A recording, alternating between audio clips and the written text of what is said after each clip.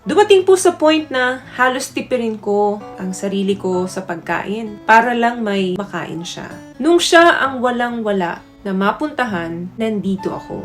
Tapos ngayong bigla na lang po akong binitawan.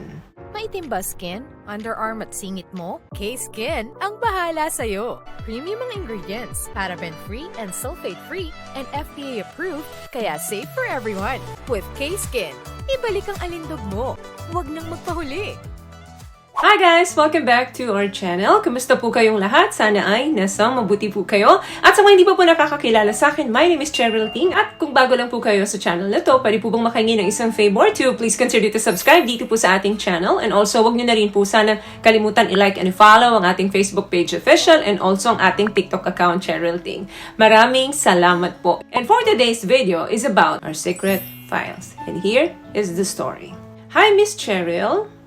Sana mapansin mo ako. Gusto ko lang sanang i-share sana sa'yo kung ano ang sitwasyon ko ngayon sa ka-live-in partner ko for almost 5 years na. Wala po kaming anak. And to make the story short, sa kanya halos umikot ang mundo ko. Lahat ng ayaw niya, sinusunod ko. Kahit minsan, di ko siya binitawan. Kahit dumating sa point na sobrang hirap na namin financially. Kasi pareho kaming walang stable work. Pero lahat naman nalalampasan naming dalawa. Dumating po sa point na halos tipirin ko ang sarili ko sa pagkain para lang may makain siya. Nung nag-apply pa lang siya, papuntang ibang bansa, lahat ginawa ko. Matulungan ko lang siya. Kahit ipangutang ko, ginagawa ko. Matupad lang ang pangarap niya. Ang dami naming plano. Nung unang buwan niya doon, okay naman. Pinapadhalan niya ako kasi sabi niya, ayaw daw niya akong magtrabaho. After 8 months, ayun, unti-unti nang nagkaroon ng pagbabago hanggang sa di na niya ako sinusuportahan. At sinasabi niya na wala daw siyang responsibilidad sa akin. Magbanat daw ako ng buto kasi may anak ako. At yung sweldo daw niya para lang sa anak niya. Naiintindihan ko po yun. Pero ang sakin lang naman, ganun na lang ba yung matatapos lahat? Lahat ng sakripisyo ko sa kanya? Nung siya ang walang-wala na mapuntahan, nandito ako. Tapos ngayong bigla na lang po akong binitawan. Na hindi ko alam kung saan at paano ako magsisimula.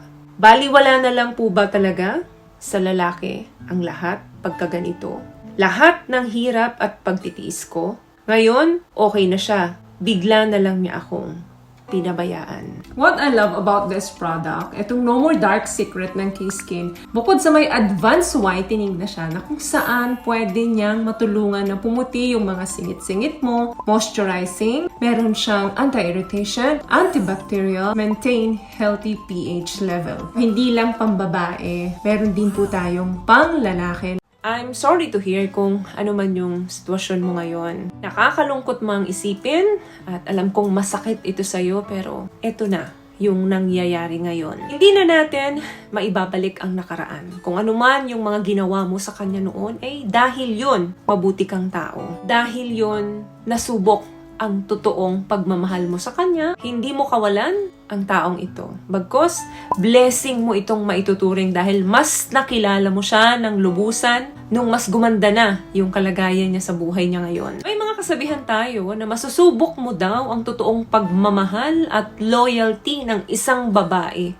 kapag ang lalaki daw ay walang-wala, lalo na sa aspeto financially. Diyan mo masusubok ang totoong pagmamahal ng babae kung siya ba ay magsistay pa rin sa taong ito kahit ito ay walang-wala na. Pero ang mga kalalakihan, masusubok mo daw ang totoong faithfulness, loyalty at pagmamahal sa kapartner niyang babae kapag ito ay nagkaroon na ng maayos na buhay. Naging stable siya financially or naging maganda na yung kanyang trabaho. Dumami na yung pera niya. Maaring napakagandang senyales nito na ipinapahiwatig sa'yo na ang lalaking ito ay hindi para sa'yo. Chance ito na makapagbagong buhay ka nang wala siya sa buhay mo. Sikapin mong mas maging mabuting tao. Itaguyod ang sarili mo, itaguyod ang anak mo nang wala siya. Masakit, pero kailangan mong tanggapin. May mga pagsubok talaga tayong kailangan daanan para makilala natin ng husto ang isang tao.